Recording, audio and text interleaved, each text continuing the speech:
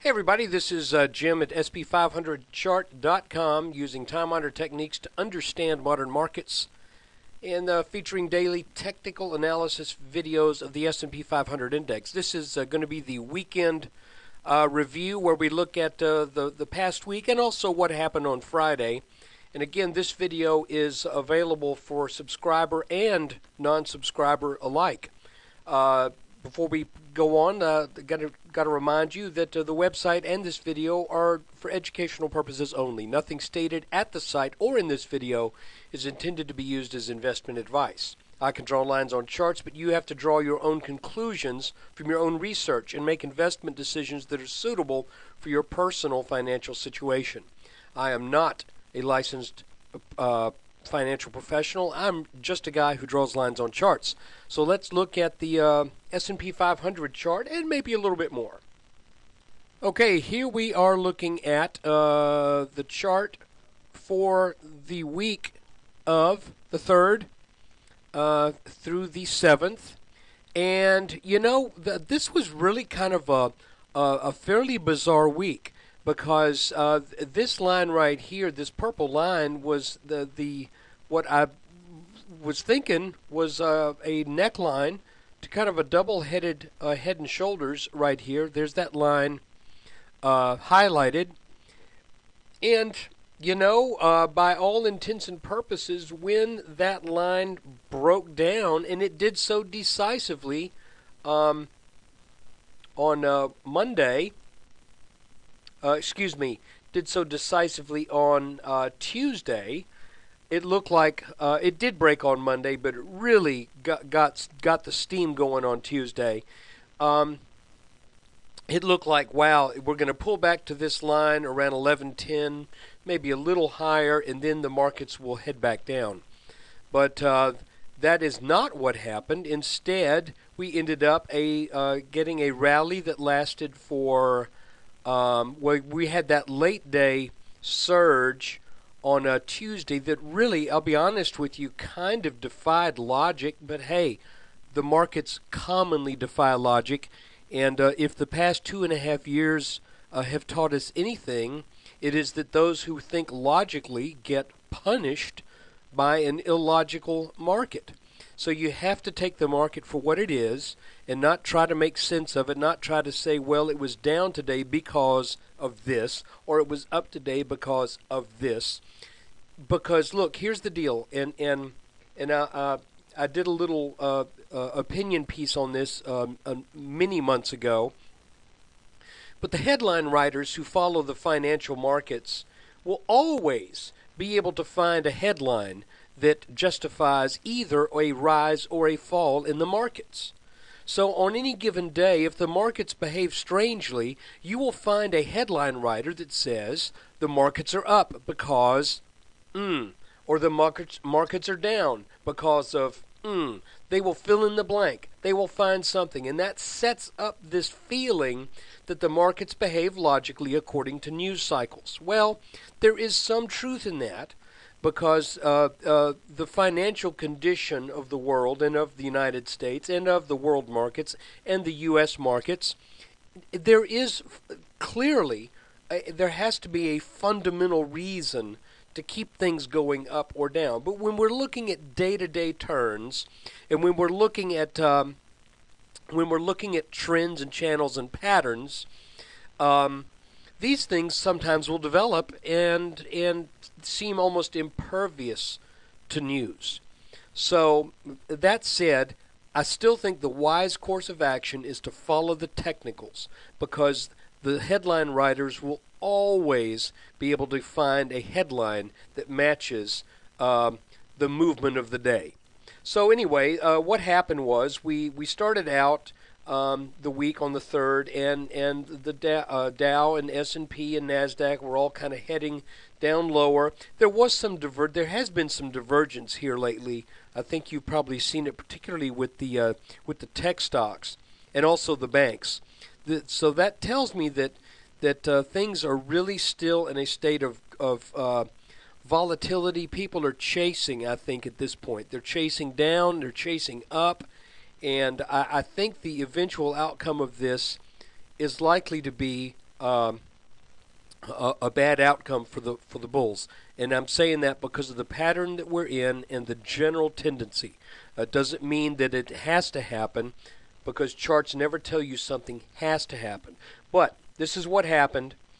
We trade down on Monday and get underneath this line and then pull back to it and then head back down. Now on the 4th, I did a video, and I believe it was probably after the 4th when after this move had already taken place. But it is true, and this is another example of when you are in a descending pattern, a descending channel, like we were for 1, 2, 3, 4, 5 days. If that channel breaks to the downside, do not be surprised if the channel is regained, because for some reason, when you break a downward channel, prices can easily come back into that channel. Okay? And if you break an upward channel to the upside, I would say that's a warning sign that that things are overextended now. The market is overbought, and selling will start. So what happened here is I think this was more a sign of capitulation from bulls than anything else, and that was what set up this big move that then led to a small channel that lasted for two days and a fraction. On Friday, that broke, came back down to this same level as this little support area right here, and it looked to me like we were probably going to come up to about the 1160 area and then turn back down, but instead the markets rallied a good bit harder than what I thought, and but then there was late day selling. So here's the deal. Last week was kind of a mixed bag. The call that don't be surprised if this gets back into the channel. That's kind of a long-standing tendency that we've talked about here. I don't think I called that specifically. That was after the fact. But the move out over this channel, once that happened, then you had to respect it, and you had to realize, well, now we're over this channel, we're probably going to reverse and head back up. But I thought that would stall out, in the mid-1150s, something, when we got back up to this red line. Instead, we get a little surprise on Friday, the jobs report, and that, emboldened the bulls a bit. So they bought, rallied at the beginning of the market, but then it sold back down. After it sold down, I was expecting more selling for the entire day Friday, but instead we got that late day rally just kind of out of the blue. And if anything, you could say that might have been a stab at a back test of this line right here. But guys, I'm back in cash.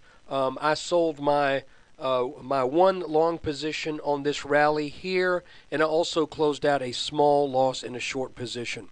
And I'm honestly right now, I'm not saying you should do this, but I'm definitely nickeling and diming it. I'm not making any big bets right here because this kind of volatility is just freaking nuts. And I'm not willing to risk that much until the markets reach some sense of stability and clear direction, which I believe they will pretty soon. So anyway, you see down channel, up channel. Once we had some climactic selling here that took it under that channel. That also broke what I thought was a neckline, but maybe that's in question now. This channel lasting 2.5 days, it broke. So where do we stand going into the next session? Well, what I'm looking at, I'm still looking at this line right here as potentially a neckline to a head and shoulders type pattern, even though the right shoulder got up almost as high as the head. If there is weakness that takes this line out, then I would look for a rally back to back test that, and then selling to ensue. So it looks like the same kind of pattern that we got going on here, where the markets go down, make a reversal, come up, do a reversal, down, up, down. Here we had a little double top, slam down, pull back, an even deeper sell-off, and now it looks like the markets wanted to pull back to this gray line, which is drawn over the right shoulder top and this peak right here. But I want you to look at this, and I challenge you. I think I issued this challenge on Thursday. See if you can find any time in the last 10 years when the S&P has made this many moves of this much range in a 2-month period. I don't know that you can find it. When you look back at it, for example, look at this week right here of the week of the 25th. Look at what happened, just easing on up. And then look at all this. So we are really dealing with some extreme volatility. I do want to show you the potential bullish case, because I feel that I need to let you know if there's anything potentially bullish about this pattern, and that is this line right here. Drawn over the highs of the 20th and the highs of the 27th. That was taken out at the open, or actually at the close of the 6th, extended on the open of the 7th, but then sort of negated through the latter part of the day. Then it broke out again, and the close was almost a back test of this line right here. So all of this to say, I'm still watching this line. I think that's what we got to do. And if this line breaks and then we pull back, I'll probably do another nickel and dime short trade again. But I am not extremely interested, the way things have been going here lately, in making any large bets, because this kind of volatility, if you ask me, this whole 60-day period, I'm going to be a little bit of a conspiratorialist here. It looks to me like all this has taken the individual investor, the mom and pop investor, if you will, and shaking them up and down as much as you can to get the last loose change out of their pockets. Because unless you, what's a good way to put this? You'd really have to be a pretty nimble trader to have made good money in all of this stuff that's been going on right here. If you're the average guy, you're probably getting taken to the cleaners through here, because you're thinking, oh, okay, now we're going up, and then you hit a top and you get sold back down and you sell, and then you think, oh, now it's going up, and you buy. So you're waiting. The person who's waiting for confirmed turnarounds and waiting for a level of comfort before they're getting into this market, they're getting in late. You've got to have a good, strong technical sense for what's going on, and you have to be willing to say, I've got technical reasons for buying at this point, even though it seems like the wheels are absolutely coming off. Still, this is where the chart says I should buy. And I made a few decent trades in here, but I've also had some break-even stuff going. So I haven't really played this just right either by any stretch. And I've been mostly cash throughout all of this. So just a few small trades and some 3X funds here and there, mostly short. So anyway, that is the S&P. Let's look at something else real quick. Okay, if we look at the Qs, you can see that this looks like a bear flag that broke down and then has back tested this support line. That is the bearish case. The bullish case is it bounced at about the same area, around 50, that it did back on the 22nd of August. So we got to watch this too. Maybe this is a larger pattern in development. Obviously, this area at 50 is critical support, and if this starts to sell off, bouncing off this back test here, and this were to give way at some point, in the future, a number of weeks away, then that could really be pretty ugly. So I be honest with you, I cannot find a good reason to be a long-term or an intermediate term bull right now. And I made that switch some weeks ago from being a pretty die-hard bull. But when this pattern, the head and shoulders pattern, broke down in the S&P, I said, you got to respect that pattern, and you have to respect what that pattern tends to portend, and that is these head and shoulders patterns. And here we are looking at the S&P again. These head and shoulders patterns tend to signal fairly major turns in the markets. You just have to recognize that historical tendency and not dilly-dally around with it and say, well, this one's going to be any different. When we made that head and shoulders bottom back in 2009, bears were thinking this market's going to crash and burn again, and I was out there primarily just all over the Yahoo message boards and in other forums saying, no, this is a head and shoulders bottom. This market's going up to 1340 to 1350. It took it 2 years to do it, but it did it. And so now we've got the same pattern at the top of the market. Even though this pattern has already met its minimum target, you still have to recognize the kind of significant turn that a head and shoulders top tends to be. So again, to make the long story short, sorry, my lines got all squaggly there again. Make a long story short, I'm back to the thesis that instead of a head and shoulders, maybe this is just a triangle, and we had a false breakout, and then a recovery, then a for real breakout, and then maybe what we experienced late last week was the real back test. We'll soon know. Looking for this gray line at around 1180, descending pretty sharply. That gray line should be pretty strong resistance. If it gets over that, then we will, in all likelihood, get up over 1200 and make another test on the top red line of this pattern. But right now that's what it looks like, and that's all we can say when we do technical analysis is that's what it looks like. And it is possible that this pattern could extend and turn into something else altogether.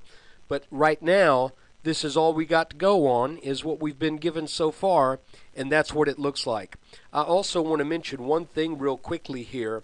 According to John McGee in Edwards and McGee's technical analysis of stock trends, he says that a symmetrical triangle, is a very common formation after the breakdown. And I'm not just making this up. It's a very common formation after the breakdown of a head and shoulders top, after panic selling has taken place. So I would say this definitely, within a 2-week period going from 1340 to 1120, I would say that qualifies as panic selling. And look, here we have formed what appears to be, at least in one interpretation, a symmetrical triangle. And, I'm just quoting from McGee. He says that these symmetrical triangles are a common formation after panic selling. So that would make this whole thing kind of a bear flag or a bear pennant. But let's see what happens this week. If it is a bear flag or a bear pennant, then we got a target that's somewhere down around the 1020 area. And actually the target from this pattern in a very strict sense is the height of the pattern from where it broke down, which is probably more a little over 1020, probably in the 1030s, 1040 area. Hard to know because the pattern's a little ragged. But we also have some areas down here around 1020 and a little bit over 1020 that I think are areas that may be calling for a test of support. So if this does continue to sell down, I would expect, I'm personally looking for support in the 1020, 1025 area. If it gets through that, then we'll take a fresh look at it. Look, I appreciate you watching this video, and I want to remind you that if you want to get a daily update every day after the close, and I say every day, it's going to be about 95% of the days. Some days I will not be able to do it for one reason or another. Connection is down, or so I don't want to guarantee 100%. But if you've been following for the past year, you know how frequently these videos get done. That is my goal, or better. Since now it's a subscription service, look, for less than a cup of a coffee per day, you can be watching one of these highly entertaining and educational videos that you can kind of take a look at and mull it over and look at it in light of your own due diligence. And maybe it'll help you see something that might be going on. Maybe it'll help you to learn how to read charts a little better. And the cost is $19.95 per month, or $189.95 for a whole year. And thanks again for watching. Take care. And I'm doing this because I really want us all to get a better feel and a better handle on what's going on with the markets. And I tell you what, if we've been able to do it over the past 2 months, that would that would be an incredible thing. Personally, the last 2 months have just about worn me out. So hopefully you're doing well, and stay tuned, and take care.